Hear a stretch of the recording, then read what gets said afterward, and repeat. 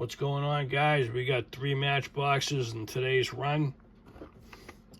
And we got the Rivian Rit, the pickup truck, all electric. I think we've done one of these before. Maybe in a different color, I'm not sure. Very nice. Very impressed with that line for the back. Nice looking bed, maybe see-through roof. Sharp, very sharp. Then we got 94 Mitsubishi 3000 GT. When was the last time you saw one of these? Awesome. You got headlights, tail lights, nice rims, great paint job.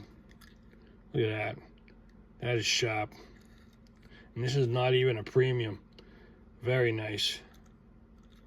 Absolutely stunning.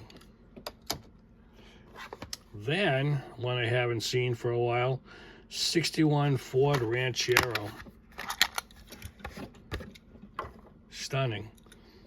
Nice little, was the last time I saw this, I think it was Mad Max. Nothing going up front, dog dish rims. You got some tail lights. Very nice. Nice bed. Nice little vehicle. Absolutely beautiful.